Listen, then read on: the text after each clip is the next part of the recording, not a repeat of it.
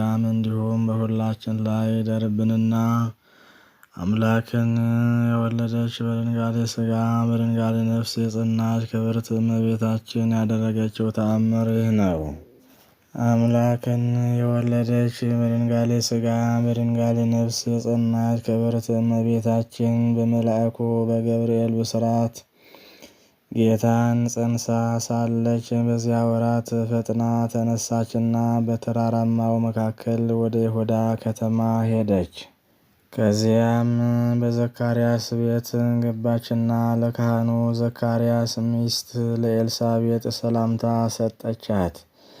ኤልሳቤጥም የእመቤታችንን ሰላምታ በሰማች ጊዜ በማኅፀኗ ያለ ጽንስ ሰገደ፣ ዘለለ። በዚያም ጊዜ በኤልሳቤጥ ላይ መንፈስ ቅዱስ መላባት። በታላቅ ቃልም አሰምታ አንቺ ከሴቶች ይልቅ የተባረክሽ ነሽ፣ የማኅፀንሽን ፍሬ የተባረከ ነው በማለት አመሰገነች። በዚያውስ ላይ የጌታዬና የፈጣሪ እናት ስትሆኝ ወደ እኔ ትመጭ ዘንድ ለእኔ እንዴት ይገባኛል? እነሆ የሰላምታሽን ቃል በሰማሁ ጊዜ በማኅፀኔ ውስጥ ያለው ጽንስ ከደስታው የተነሳ ዘሏልና። ሁሉን ማድረግ የሚቻለው የሚሳነው ነገር የሌለ በእግዚአብሔር ዘንድ ስለ አንቺ የተነገረው ቃል እንዲፈጸም አምነሽ ለተቀበልሽ ለአንቺ ምስጋና ይገባሻል እያለች አመሰገነቻት። እመቤታችንም ቅድመ ዓለም የነበረ ዓለምን አሳልፎ የሚኖር እግዚአብሔርን ሰውነቴ ፈጽማ ታመሰግነዋለች። ነፍሴም በመድኃኒቴና በፈጣሪ በእግዚአብሔር ታላቅ ደስታ ይሰማታል።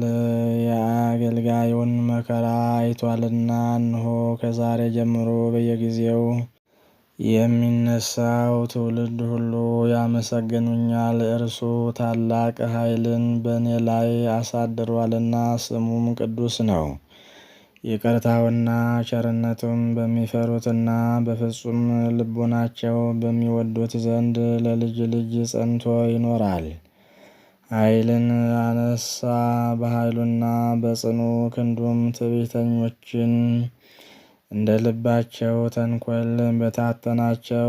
ተከብረው የነበሩትን ኃያላኑን ከዙፋናቸው አዋረዳቸው። ተዋርደው የነበሩትን ግን ከፍ ከፍ አደረጋቸው። የተራቡትን በቸርነቱ አጠገባቸው። ባለጸጎችን ግን ባዶ እጃቸውን ሰደዳቸው። ለአባቶቻችን ለአብርሃም ለዘሩም እስከ ዘላለም ድረስ የገባውን ኪዳኑን አስቦ ባለሟሉ እስራኤልን እያለች አመሰገነች። አምላክን የወለደች በድንጋሌ ሥጋ በድንጋሌ ነፍስ የጸናች ክብርት እመቤታችንም በኤልሳቤጥ ዘንድ ለ3 ወር ያህል ከተቀመጠች በኋላ ወደ ቤቷ ተመለሰች። ልመናዋ ክብሯ ለዘላለሙ በአገልጋይዋ በመንበረ ማርያምና እንዲሁም በሁላችን ላይ በእውነት ይደርብን፣ አሜን።